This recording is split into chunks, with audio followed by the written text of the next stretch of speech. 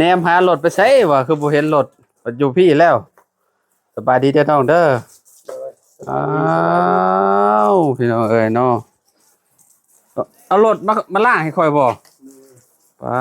ดต้องพี่น้องเอ้ยเนาะเห็นขี้ต้มมันลายบ่เลยเนาะใดลายจริงว่ามันเป็นขี้เมี่ยงรถเจ้า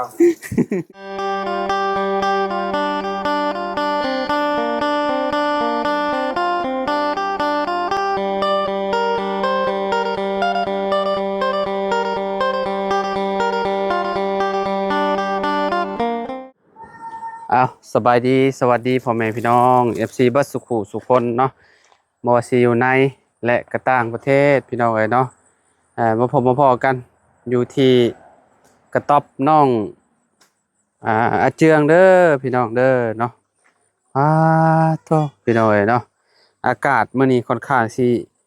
อบอ้าวพี่น้องเอ้ยเนาะแดดโอ้ท้องฟ้าสีครามพี่น้องเอ้ยเนาะโอ้สุดยอดอันนี้มื้อนี้เนาะแดดแห้งพี่น้องเอ้ยเนาะพี่น้องเอ้ยเนาะมาพบมาพ้อกันกับเทพารักษ์คือเก่าสบายดีเด้อน้องสบายดีสวัสดีครับสวัสดีครับสบายดีอันนี้เลยขอบใจโดยเอาไว้ลวกกินยามแรงๆเนาะขออนุญาตเด้เนาะพี่น้องเอ้ยเนาะไปหาเจ้าอยู่หันบ่เห็นเลยอยู่ที่ใหม่เจ้าน่ะมื้อนี้บ่ได้เฮ็ดเมียแบบไปหุดข้าวอืมเฮาก็เลยเอาลูกเปลี่ยนกันบ่นี่หรือว่าอะไรโดยเปลี่ยนอืมเขาว่าระหว่างเอาลูกกับไปหูดเขานี่บ่เอาลูกแล้วเมื่อยกว่าไปหูดเขาเนาะโดยมันบางทีเด็กน้อยน่ะแบบว่าเพิ่นงอแงนะพี่น้องแบบว่าเพิ่นบ่อยากอยู่อย่างหยังแต่ว่าลูกเจ้านี่ธรรมดาอยู่เขาว่าเนาะบ่ค่อยให้บ่บ่ได้ให้ปานใด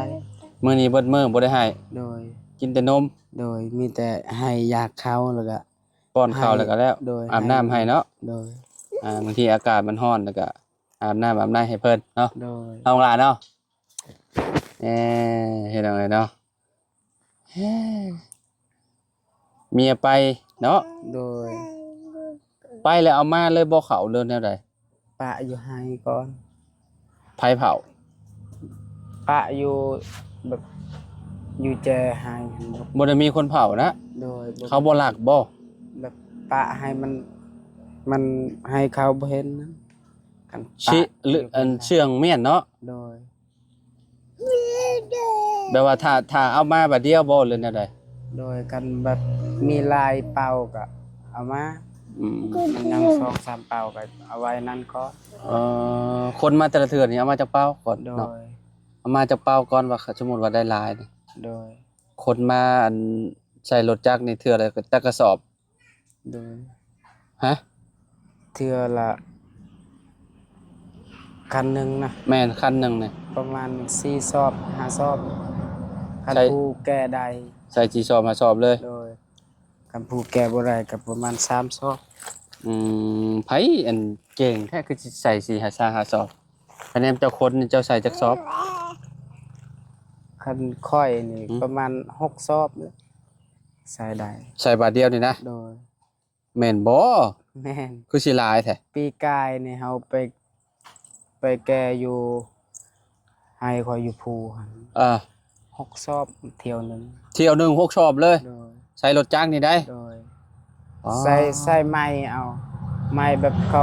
ตัดกล้วยโชครถมันบ่ตามปึกตึกๆๆบ่บ่ฮอดอกแบบข้าวมันมีเผือกแหน่มีหำเนี่ยมันก็บ่หนักปานใดแบบมันบ่แก่ปานใดอืมๆๆโตพี่น้องเอ้ยเนาะเที่ยวหนึง6กระสอบเลยโดยเก่งเกินน่ะเจืองพี่น้องเอ้ยเนาะไปหูดข้าวก็ค่ำเติบพู้นแหล้วจังมาเนาะโดยประมาณ5โมงเนาะโดยไกลเติบบ่ไปก็ไกลอยู่แต่บ่ขึ้นภูขี่รถจักรไปบ่เลยนั่นใดย่างเอาเมียเจ้าย่างไปโดยเมียเจ้าขี่รถเป็นบ่บ่เป็นบ่เป็นบ่โดยอย่าว่าเป็นเพิ่นขี่รถจักรก็บ่เป็นเนาะโดยอืมคิดว่าเพิ่นขี่เป็นซะดอกอา อ่าทางเบาเชียงเพิ่นว่าแนวใดซะเนาะ บ่เสียงว่าสิสร้างเสาก่อนนะ อืม เสาเฮือนแล้วก็ สั่งเสาเฮือนบ่ โดย จักต้น 6 ต้น อืมเพิ่นมาแจ้งเรียบร้อย โดย เอ่อโอ้ดีใจนำดีใจนำเนาะ โดย อ่าสั่งเสามาให้แล้วพี่น้อยเนาะเพราะว่าเห็นเบาเสียงเพิ่นไปเบิ่งเอ่อแบบเพื่อนอยู่เมื่อวานนี่เนาะ โดย ไปเบิ่งเฮือนไปเด้เมื่อวานนี่เจ้าเห็นอยู่บ่ บ่เห็น อืมเห็นคือว่าไปกับน้องซอสนี่แหล้วว่าเมื่อวานนี่ว่าไปกับน้องซอสนี่ไปเบิ่งแบบเพื่อน เบาเสียงว่ะ แม่น ยานเบิ่งเฮือนอุ้ยแซงก็เห็นขึ้นอยู่เพิ่น เพื่อนอะไรก็ เฮือนหลังอุ้ยแสง เพื่อนนางแช่ โดย อืมน่าสิแบบเป็นน้องแช่แหละเนาะเพราะว่าเพื่อนน้องแช่นี่ก็ขนาดเท่าใดความกว้างเท่าใดแหละอ่า4x6บ่หรือ4x5นี่แหละ ครับประมาณนั้นแหละ อืมเอากระถาเบิ่งน้ำกันเนาะกระถารุ่นเบิ่งพี่น้องเอ้ยเนาะเพื่อนชาลานแปดน้องอาเจืองเพิ่นเนาะเพราะว่าทางเบาเสียงเพิ่นมีงบเด้พี่น้องเอ้ยเนาะเพิ่นก็เลยสิสั่งเสามาก่อนเนาะอยากบ่อยากบ่เอ้ยเอ้ยเอ้ยคนน้อยอยากบ่ มื้อนี้บ่ให้จักเทื่อ ฮะ บ้านลูกหันมื้อนี้หันบ่ให้จักเทื่อเลย มื้อนี้ยังบ่ได้ให้บ่ โดย อืม มีแต่นอนอยากนอนก็นอน อืมแต่มันก็ห้องพอแหละ อยู่หม่องมันเย็นก็บ่ค่อยอยากอันนั้นดอกเล็กน้อยนี่ก็แนมร้อนแล้วเพิ่นอยากให้เพิ่นหมดมัด โดย คะแนนนอนเต็มอิ่มก็สบายแล้ว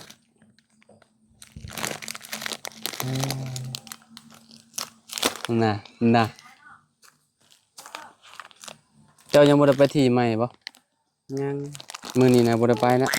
ไปแล้วแต่เช้านี่ไปกับเบาเสียงแล้ว ไป ก็ ไป เบา ตัด จันทร์ ไปตัดหญ้า โดยไป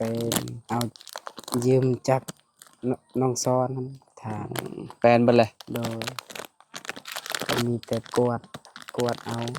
อืมมีแต่อันน่ะเนาะทำความสะอาดอย่างเดียว โดย เพราะว่ามันเพียงอยู่แล้วเนาะตัดหญ้าตัดหยังให้มันแป้นออกกว่าเก่าเนาะน้องเนาะ โดย เอากับว่าสิไปหาเพิ่นอยู่ที่ใหม่แหละแต่ว่าบ่เห็นเพิ่นอยู่หั่นก็เลยแวะมาพี่เนาะแล้วก็สิไปหาน้องสอนก่อนเนาะ โดย ไปอ่าดีใจนำน้องสอนเพิ่นก่อนเนาะได้ยินข่าวว่าเอ่อเรื่องงบซื้อรถซื้อล่างเพิ่นก็ได้หลายเติบแล้วเนาะพี่น้อง โดย บ่ฮู้ว่าเพิ่นเฮ็ดหยังอยู่ตอนนี้เนาะเดี๋ยวไปเพราะว่าเฮามาเลยครับบ่ได้เห็นเพิ่นนะฮะเฮาจอดรถป้าไว้อยู่ในเฮือนเพิ่นตอนนี้นะพอมาแต่ละเทื่อก็จอดรถเมียนแต่อยู่เฮือนน้องซ้อนหั่นน่ะเนาะมันสิตรงข้ามกับที่ใหม่ของอาเจืองพอดีพี่น้อยเนาะบ่อนเฮือนน้องซ้อนก็ได้มันอยู่แคมทางเนาะอาเจืองเนาะ โดย FC หลายคนมันก็คือสิฮู้อยู่ดอกเนาะ โดย พี่น้องเอ้ยจักเพิ่นไปทางใดมาเมื่อกี้นี้ห้องหาก็เฮาบ่เห็นพี่น้องเอ้ยทางน้องซ้อนก็ได้เนาะก็ดีใจนะเพิ่นว่าสิใกล้สิได้รถคันใหม่แล้วน้องซ้อนก็ได้เนาะอาเจืองก็นี่แหละเรื่องเฮือนเรื่องซ่านลาวพี่น้องเอ้ยเนาะใกล้แล้วแหละเนาะสิได้อยู่เฮือนหลังงามๆเด้อเนาะ โดย งบก็บ่ฮู้ว่าทางเบาเสียงเพิ่นมีเท่าไรแล้วเนาะก็ท่ารุ่นท่าชมนำกันนั่นแหละพี่น้องเอ้ยเนาะทางเฮาก็มาหาน้องเพิ่นพี่น้องเอ้ยเนาะ โดย โอเคซะเดี๋ยวไปหาทางน้องสอนเพิ่นก่อน โดย เนาะเดี๋ยวพ่อกันใหม่ให้น้องอาเจียงเพิ่นเลี้ยงบักหลาก่อนพี่น้องเอ้ยเนาะ โดย ฮัลโหลฮัลโหลสวัสดีครับโอเคโอเคไปแล้วอาเจียง โดย เนาะสบายดีเด้อ ไปพี่น้องไปหาทางน้องสอนเพิ่นก่อนเนาะ อยู่เฮือนอยู่บ่เด้เนาะพี่น้อยเนาะเอ้า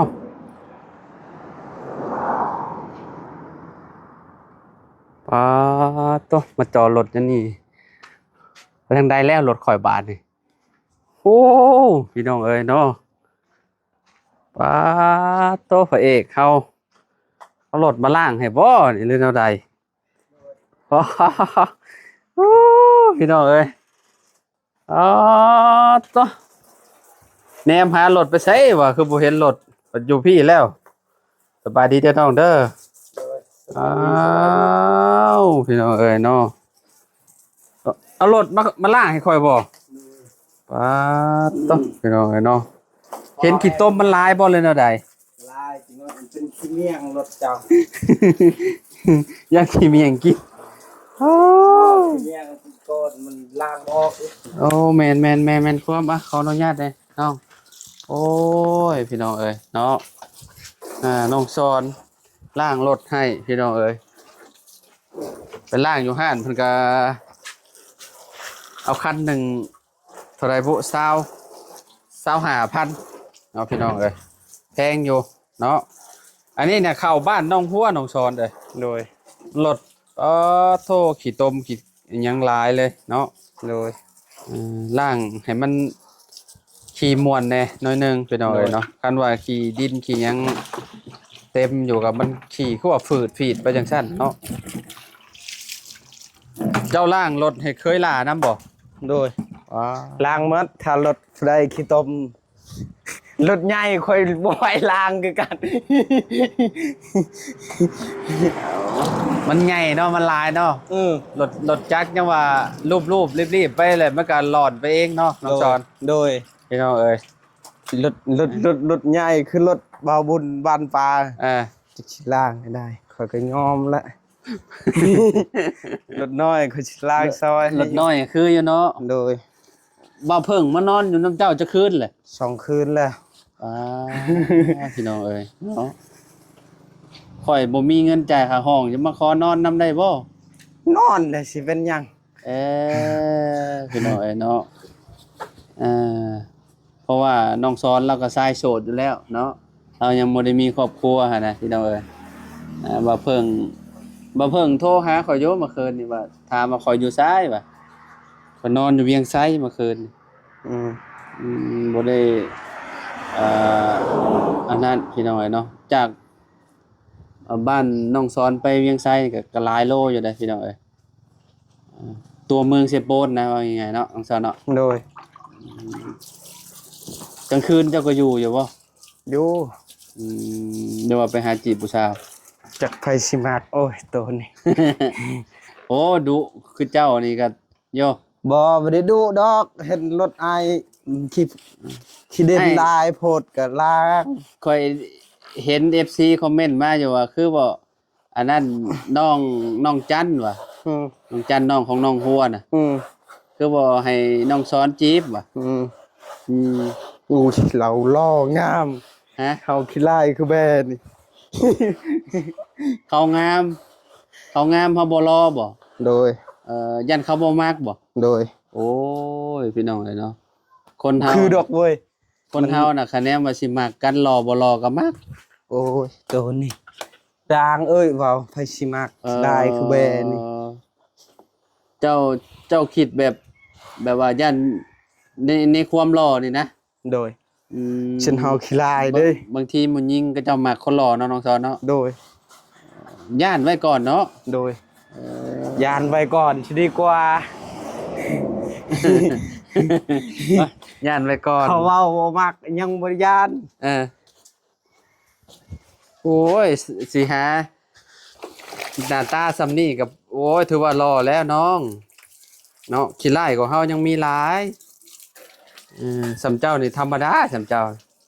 รอแล้วน้องสอนน้องสอนล่างให้พี่น้องขอบใจน้องสอนละลายเนาะเราอดบ่ได้แล้วพี่น้องเนาะเห็นรถอันทีมงานเปื้อนแห้งเราอะเปื้อนแห้งและรถ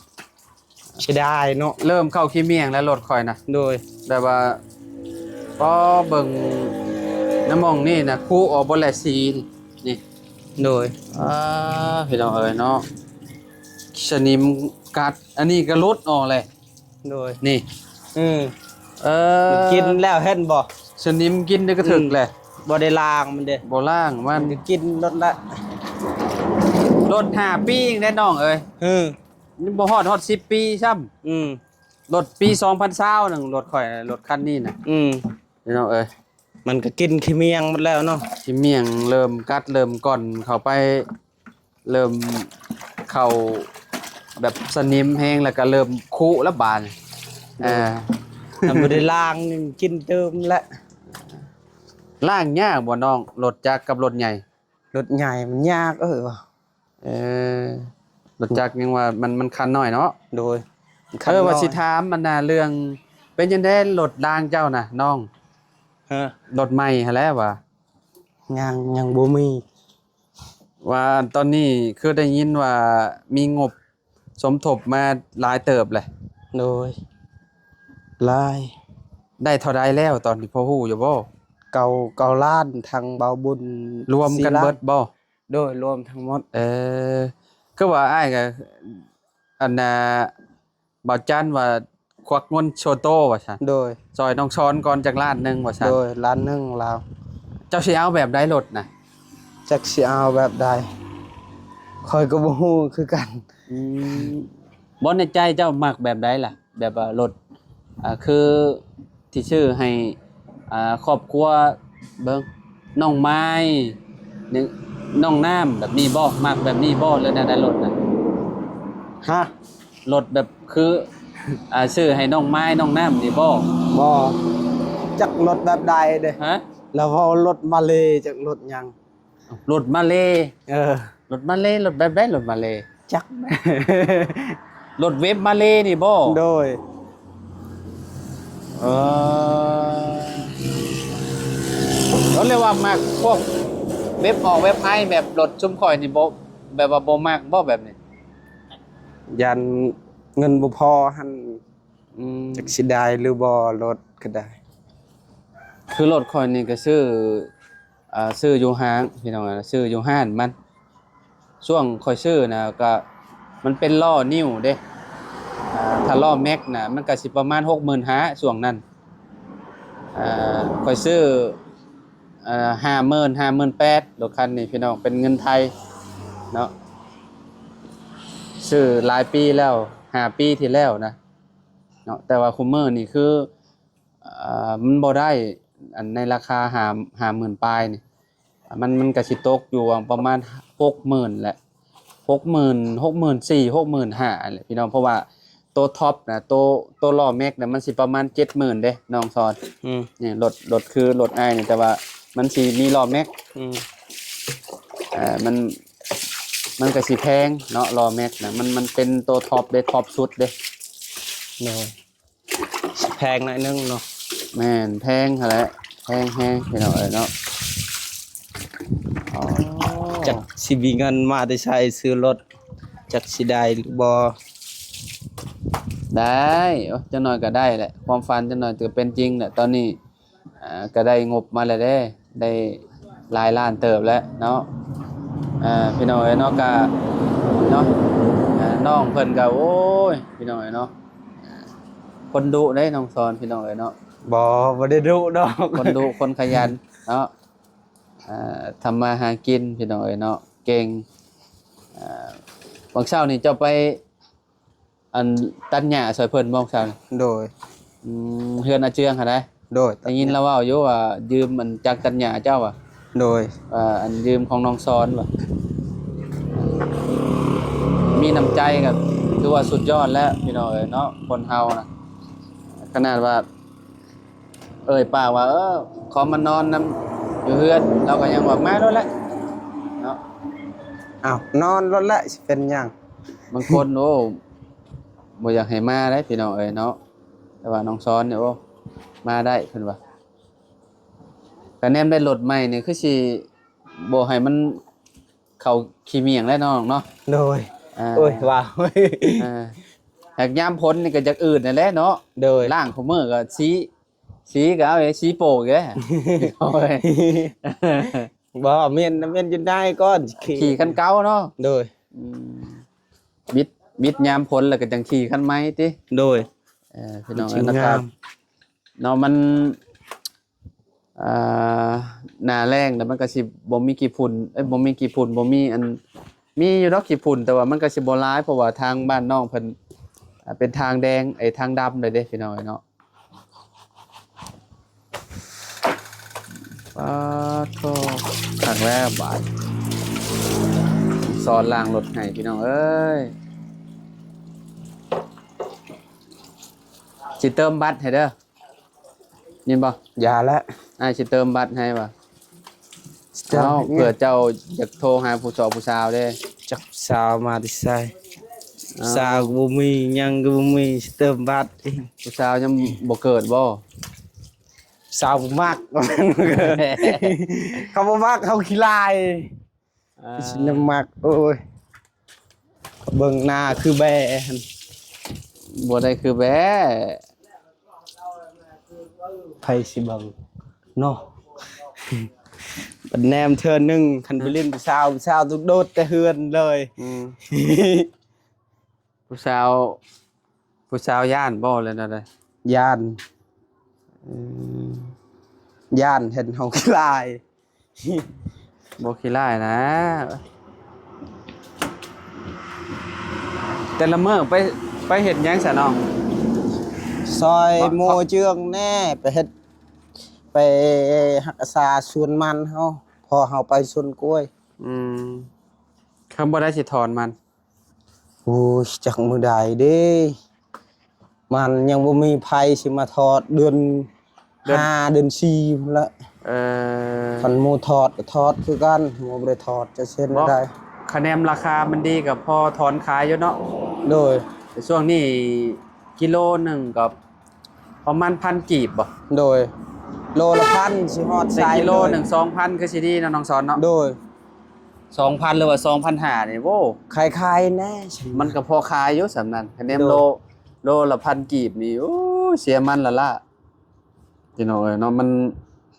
บ่ได้ราคานี่ก็มันหลายก็รูป รูปแล้ว พี่น้องเอ้ยเนาะมันหลายบ่หรือว่าจังใดน้องพระเจ้าปลูกหลายบ่พระเจ้าจังกดราคาให้มันถูก ลายปลูกลาย เลยเขากดราคาอีก เจ้าบ่ได้ขายก็จำเป็นละ เจ้าบ่มีเงินเนาะบ่มีเงินซื้อกินก็ โดย ขายแล้วบ่มีเงินซื้อเขาบางคนน่ะ โดย ก็ขาย บางคนก็เฮ็ดแต่มันซื่อ บ่ได้เฮ็ดให้ ก็ อ่ะ ขายซื้อเขากินละ ก็อยู่ทงบ้านชมเฮาเป็นทงเพียงบ่มีแต่ทงนาน่ะเนาะ โดย คือพี่อาศัยปลูกแต่มันสมมุติว่ายามมันก็ถอนมันน่ะถอนมันซื้อเขาอยู่ทางนี้เนาะ เทื่อก็กล้วย กล้วยขายกล้วยซื้อเขา โดยผู้ก็เฮ็ดคือกันให้ ของชุมเจ้าได้ซะ ข่อยบ่ได้เฮ็ด มีแต่ขายกล้วยขายมันบ่ โดย แต่ซื้อข้าวกินบ่ โดย เออ ข่อยอยากเฮ็ดอยู่แต่บ่ไหว อืม ทั้งกล้วยทั้งมันเนี่ยผู้เดียวเฮ็ดจักสิเอาแห้งมาแต่ใช้ นั่นแหละอ้ายบอกให้เอาเมียเอาเมียมาซอย เขาบ่มักจักสิเอาไป มักไผสิบ่มักก็แนม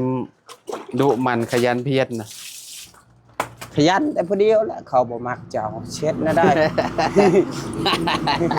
เจ้าว่าขยันเพียรขยันเพียร เออ เขาบ่น่าสิแนมเจ้าเลยเจ้าขยันผู้เดียวเจ้า ขยันซื่อๆแต่ว่าผู้หญิงบ่มักบ่ โดยเจ้าขยันผู้เดียวเจ้าละไผสิแนมเจ้า แม่นบ่ค่อยเว้า แม่นถูกต้องอ๋อสะอาดแล้วบัดนี้เริ่มเอี่ยมแล้วพี่น้องเอ้ยเนาะงามแล้วเนาะใจดีน้องสอนนี่พี่น้องเอ้ยเนาะอ๋อต้องเฮ็ดกินก็แซ่บเด้อล่ะ อุ้ยแซ่บแน่ได้เผ็ดจะตาย ฮะ อันนี้ก็ เจ้าได้เผ็ดบ่ โอ้ก้อยก็กินเผ็ดได้อยู่ก็บ่ได้ว่าสิเผ็ดเกินไปนะคนกินเผ็ดน่ะคนแข็งแรงพี่น้องเอ้ยเนาะแต่คนเป็นโรคกระเพาะน่ะก็ยอม กินเผ็ดก็ได้ฝั่งนี้เนาะเห็ดอยู่เห็ดกินเนาะ โดย อ้อสะอาดอันนี้เฮือนน้องสอนพี่น้องเอ้ยเนาะต่อ ยุงยิงบ่มีดอกซะนี่แบบนี้นะ สะอาดและมันน่าอยู่ แม่นหั่นแหละ เพื่อน ต้อง จักปกกระแปก แบบว่ายุงก็บ่หลายคะแนนว่าเฮือนเฮาสะอาด โดย คักแล้วบาดนี่งามแล้วขอบใจละลาย บ่เป็นหยัง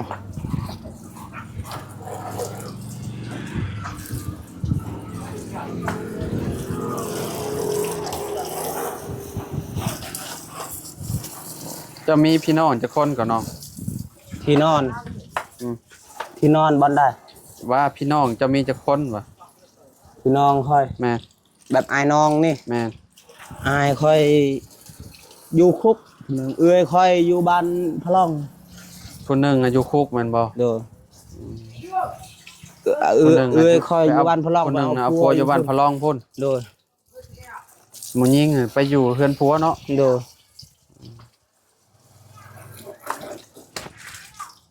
3คนนะถึงเจ้าเนาะ โดย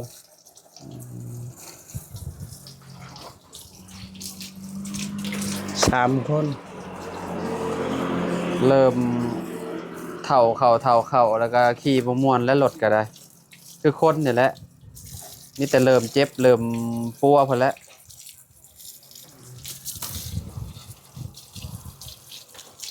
ไปคุมือเด้เล็กทูเล็กเนาะ เล็กทูเล็กบ่มันธรรมดา ถือว่ารถคันคนย่างบ่ได้แล้ว ขี่คู่มือมัน เนาะ ไอ้เล่ได้ถือว่ารถคันคนนี่ย่างบ่ได้แล้วขี่คู่มือ ถ้ามันปากได้คือสิบอกว่าโอ้ บ่ไหวแล้ว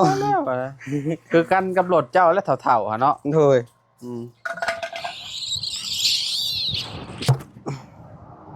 เอาจบบาทสิพี่น้อยเนาะมะกล้วยก็มีได้นี่ซื้อมะกล้วยน้ำกระเจ้าได้นี่น้องเอ้ยวีละ10,000ได้นี่ วีละ10,000กีบ กล้วยคอยพุ่นอยู่อันนั่นคือบ่เอากิน ใช่ นี่เด้อยู่นั่นชุกแล้ว คือบ่เอากินยังชื่ออีก โอ้ยแม่นผู้จักวันนี้ซื้อน้ำเจ้าก็ดีซื้อกินน้ำเจ้าก็ดีว่ะ ชื่อเฮ็ดหยังกินชื่อ ฮะ ชื่อเฮ็ดหยังเอาเลยกิน อันนั้นเจ้าเอามาวางขายมานั่นเป็นเจ้าน้อยกับเจ้าก็ขี่รถมาซื้อบ่ โดย เออ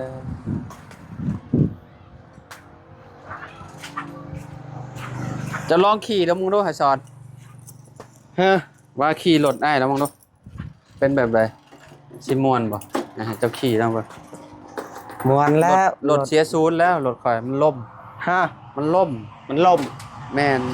พอเท่าข่อยขับล่มได้นี่นี่มันหมุนเบิด จะล่มอยู่ใช่ ล่มอยู่ในอันนั้นในทางดำนี่แหละ คักแล้วนี่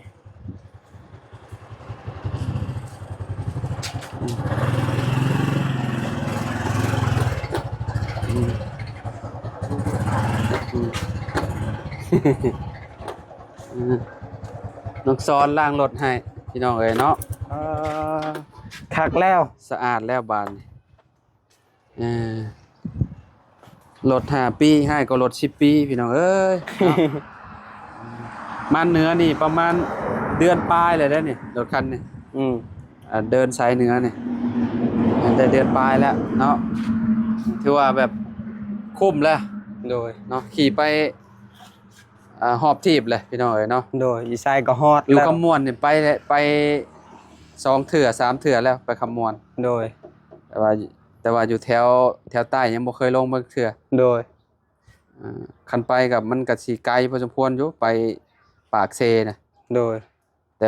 มาพี่ก็ค่อนข้างสิหลายกิโลเติบ200 200ปลายบ่จากบ้านข่อยมาพี่น่ะมาบ้านน้องซอนนี่ 200แล้ว กลับไปกลับมาก็เติบหนึงอยู่เนาะ โดย ก็หนักพอสมควรอยู่ได้พี่น้องเนาะรถเพราะว่ามันสูบเดียวเด้เนาะ โดย มันก็หนักเติบอยู่แล้วรถ แม่นพี่น้อยเนาะเมื่อวานนี้น้องซ้อนเพิ่นก็ไปเบิ่งเฮือนนั่นกับเบาเชียงอยู่เนาะเรื่องเฮือนเรื่องของอาเจืองเนาะไปเบิ่งเฮือนไผก่อนเมื่อวาน ไปเบิ่งเฮือนอาน้อยหั่น ขนาดเท่าไหร่5คูณ4 5คูณ4 6ต้นโดยพออยู่แล้วเนาะโดยอยู่กัน3คนพี่น้องเนาะกับพอดีพองามเขาเอาเสาแบบเสาหยังเสาปูนแบบว่าบากโดยแล้วก็ต่อโดยอยู่เทิงต่ออีกต่อใหม่แบบนั้นเนาะโดยไปถามอาเจืองก็งงอาเจืองว่าจังได๋ว่าอาเจืองว่าก็เลยถามน้องซ้อนเลยสิเนาะน้องซ้อนไปกับเบาเสียงมาเด้วันเนาะไปเบิ่งแบบอย่างเนาะโดยเบิ่งแบบแล้วก็มาว่า